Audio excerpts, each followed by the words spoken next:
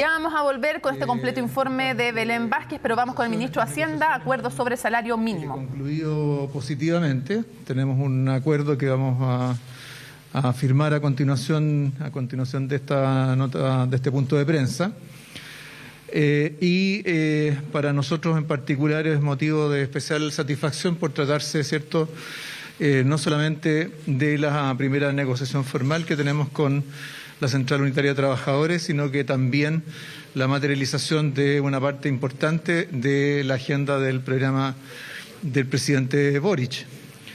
En este acuerdo tenemos tres grandes componentes.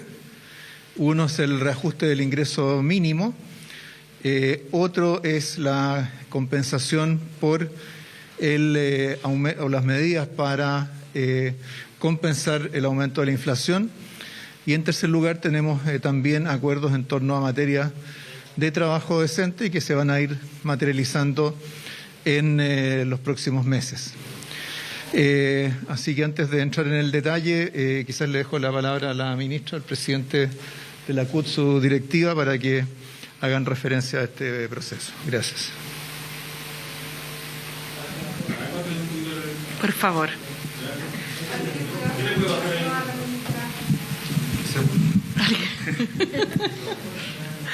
Gracias.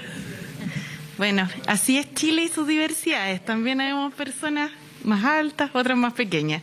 Muy buenas noches. Como señalaba el ministro Marcel, estamos muy contentas y contentos porque hemos podido llegar a un buen acuerdo. A un acuerdo en el cual nos hacemos cargo, en primer lugar, de un compromiso de nuestro programa de gobierno que recoge anhelos y voluntades, entre otros temas, para mejorar el nivel salarial de las y los trabajadores de Chile, y que junto con eso además toma medidas y resguarda el empleo, especialmente en las micro, pequeñas y medianas empresas. Este acuerdo se enmarca en un proceso de diálogo que hemos llevado adelante con la Central Unitaria de Trabajadoras y Trabajadores, a quienes saludamos, y a sus dirigentes además agradecemos por la disposición para poder buscar un buen punto de acuerdo, tanto para los más de 800.000 trabajadores que en nuestro país están ganando un salario mínimo, como asimismo para todas aquellas asignaciones o subsidios que se reajustan a consecuencia del porcentaje en el cual también se reajusta el salario mínimo. Asimismo, hemos construido una agenda que nos va a llevar a que en los próximos meses podamos seguir trabajando temas laborales de conjunto y temas también relativos a la reforma previsional.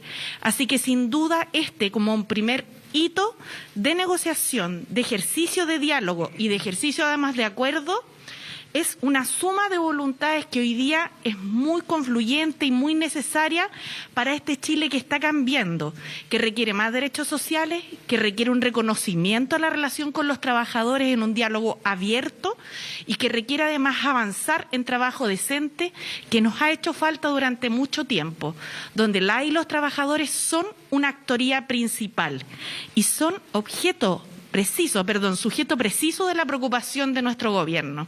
Así que saludamos lo que hoy día estamos, a punto de suscribir y enviar prontamente el proyecto de ley, convencida y convencidos que va por la senda correcta. Mejorar el salario mínimo, compensar el alza en los costos de la canasta básica y, por cierto, además concordar la construcción y el avance en la agenda laboral. Presidente.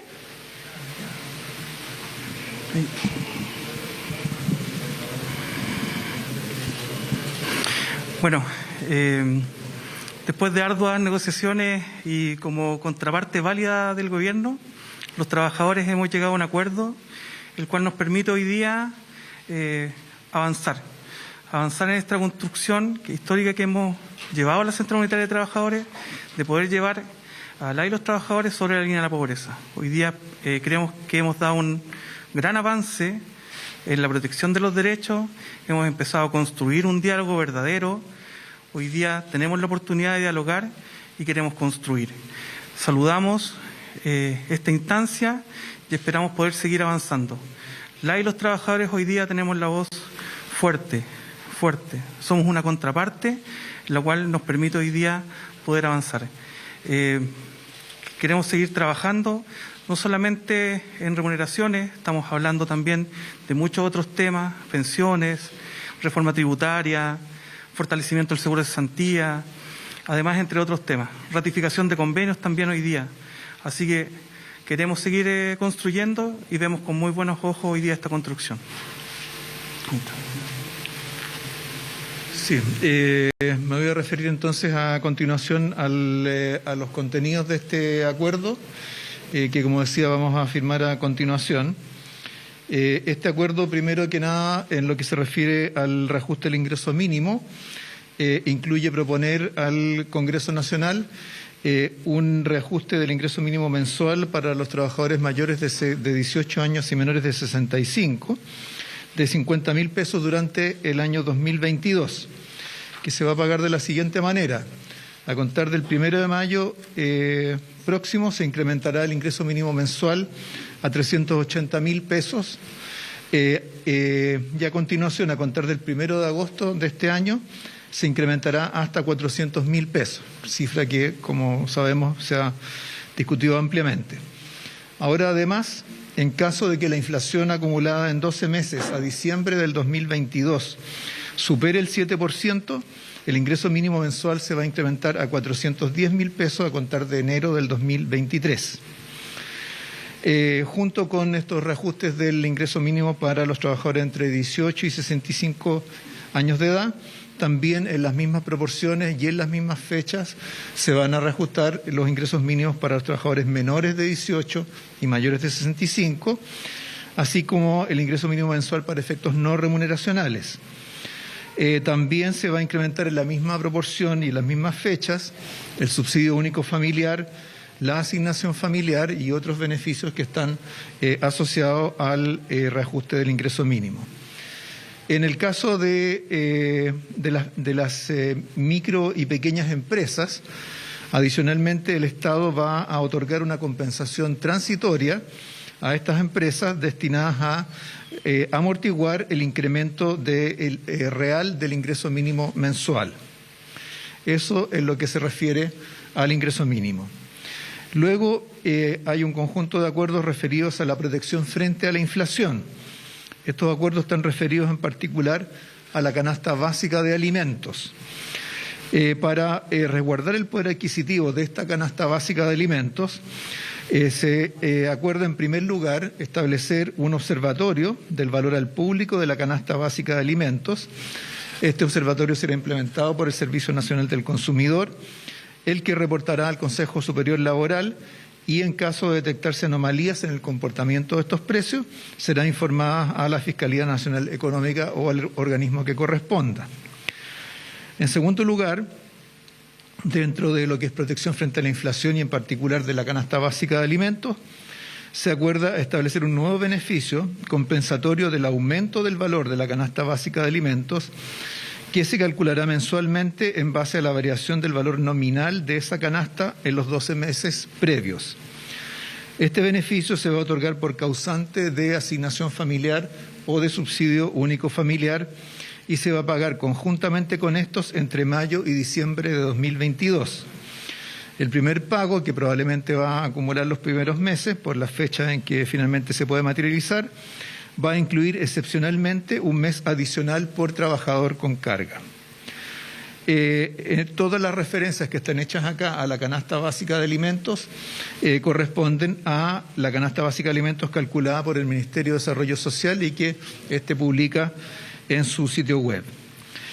En tercer lugar, en lo que se refiere a la promoción del trabajo decente, se va a enviar al Parlamento un proyecto de ley que flexibiliza los requisitos de acceso al seguro de desempleo y que incrementa el monto de sus prestaciones. Además, se va a crear una mesa técnica de trabajo con todos los involucrados en la rebaja de la jornada de trabajo a 40 horas para considerar su diseño y su gradualidad. Durante el año 2023 se enviará al Parlamento un proyecto de ley para modificar las normas sobre el derecho colectivo al trabajo, particularmente en lo que se refiere al ámbito y nivel de la negociación colectiva. Y finalmente, como forma de avanzar en espacios libres de acoso y de violencia de género, en el mundo laboral se propondrá al Parlamento la ratificación del convenio 190 de la OIT.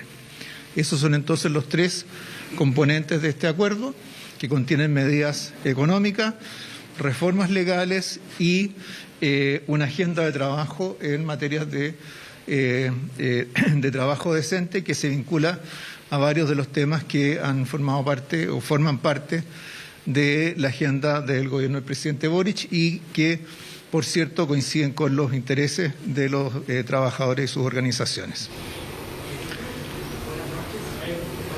Ahí están entonces las palabras del ministro de Hacienda. Un par de cosas que es bueno recalcar.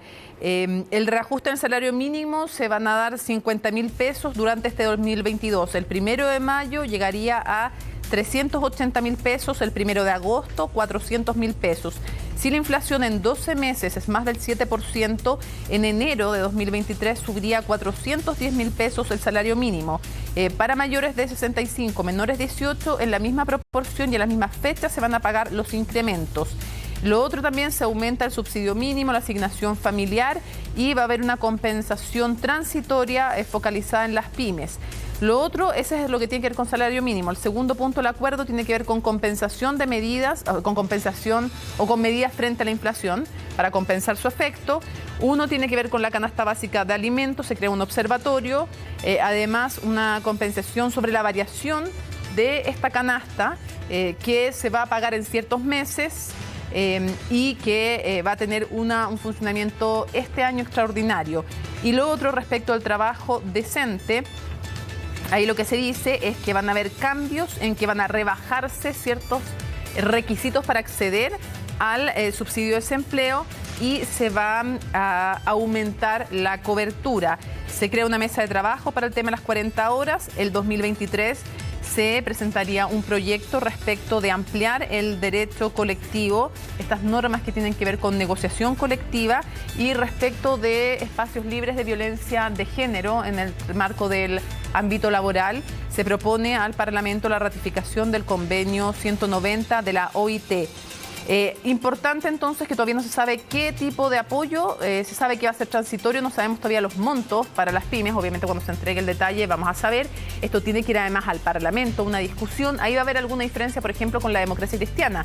Lo que proponía la Democracia Cristiana era 500.000 pesos de aquí a fin de año, nos lo dijo ayer en Tolerancia Cero, lo insistió en el punto el alcalde y presidente también de la Democracia Cristiana, y cerraría yo diciendo que es simbólico. No solo que está el ministro de Hacienda, está también la ministra del Trabajo, por supuesto, está el presidente de la CUT, que es militante del Partido Socialista. Recordemos que David Acuña asumió después de la renuncia de Silvia Silva, también militante del Partido Socialista. Y lo otro, estaba también la subsecretaria de Hacienda. Eso también, Claudia Sangüesa, puede ser un gesto después de lo complejo que fue respecto del último proyecto acotado de quinto retiro que planteó el gobierno, cuando ya dijo no sabía que se iba a presentar en ese momento el proyecto y quedó con un impasse ahí en una radio. Así que también ha estado presente y ha estado atrás del ministro de Hacienda ahí en el punto de prensa y al lado después también.